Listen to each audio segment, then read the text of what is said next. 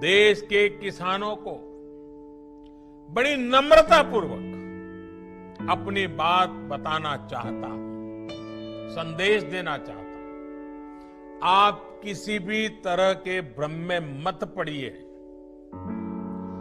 इन लोगों से देश के किसानों को सतर्क रहना बहुत जरूरी है।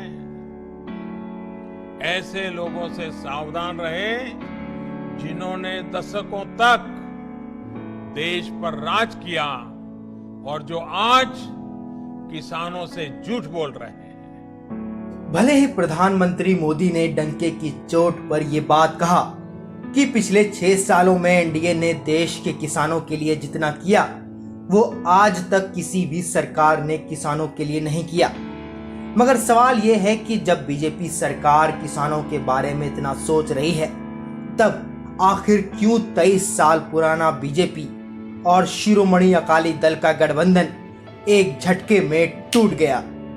क्या मोदी सरकार द्वारा कृषि क्षेत्र में बदलाव लाने के लिए लाया गया 3 विधेयक इतना खतरनाक है कि शिरोमणि अकाली दल बीजेपी का दामन छोड़कर उन किसानों के साथ खड़े हो गए जो इस विधेयक का विरोध कर रहे हैं? दरअसल संसद के जरिए 3 विधेयक में से एक विधेयक एसेंशियल कमोडिटीज अमेंडमेंट ऑर्डिनेंस 2020 को मंगलवार के दिन लोकसभा से पारित कर दिया गया और बीते बृहस्पतिवार को दूसरा और तीसरा विधेयक यानी farmers produce trade and commerce promotion and facilitation ordinance 2020 और farmers empowerment and protection agreement on price assurance and farm service ordinance 2020 को निचले सदन से पारित कर दिया गया। जब ये विधेयक संसद के सामने पेश की गई तो मौजूदा मोदी सरकार के कैबिनेट में शामिल union food processing minister Harsimrat Kaur Badal, जो कि शिरोमणि अकाली दल से ताल्लुक रखती हैं, उन्होंने इसका पुरजोर विरोध किया।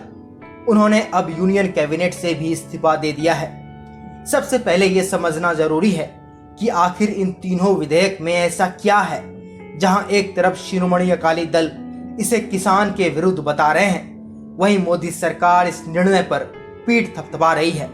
दरअसल संसद में केंद्रीय कृषि मंत्री नरेंद्र सिंह तोमर ये बात बोल चुके हैं कि इन तीनों कानून एमएसपी यानी मिनिमम सपोर्ट प्राइस पर चोट नहीं करने वाला और किसानों का जमीन पर हक पूरी तरह से कायम रहने वाला है।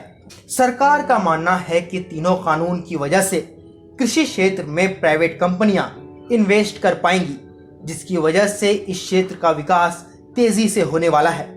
इन तीनों कानून की वजह से देश के किसान अपना अनाज देश के दूसरे मंडी और विदेशों तक में बेच सकेंगे। यह कानून उन सभी छोटे मंझोले किसानों की मदद करने के लिए लाया गया है जिन्हें अब तक अनाज का सही कीमत और उसे कहीं दूसरी जगह बेचने की आजादी नहीं मिल सकी है। हालांकि इस कानून के बाद राज्य सरकार को कमीशन और मंडी के फीस नहीं मिल पाएगी। कॉन्ट्रैक्ट फार्मिंग के जरिए किसान सीधे तौर पर एग्री बिजनेस फर्म या यूं कहें बड़े रिटेलर के साथ पहले ही उत्पादन की कीमत तय कर पाएंगे। हालांकि इस कानून के बाद कंपनियों को ज्यादातर उत्पादन के भंडारण या यूं कहें स्टॉक होल्डिंग का मौका मिलने वाला है। वहीं अब बात करें विरोध कर रहे राजनीतिक पार्टी, जिनमें कांग्रेस, डीएमके, आप से लेकर शिरोमणि अकाली दल तक खड़े हो चुके हैं।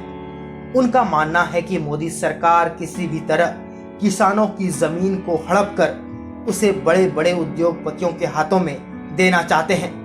एक तरफ जहां तीनों विधेयक कानून की शक्ल लेने की ओर बढ़ता जा रहा है, वहीं दूसरी ओर धीरे धीरे एनडीए के किले में सेंध लगना शुरू हो चुका है। शिरोमणि अकाली दल से पहले शिवसेना और उससे पहले पीडीपी जैसी पार्टियां एनडीए से दूर जा चुकी है।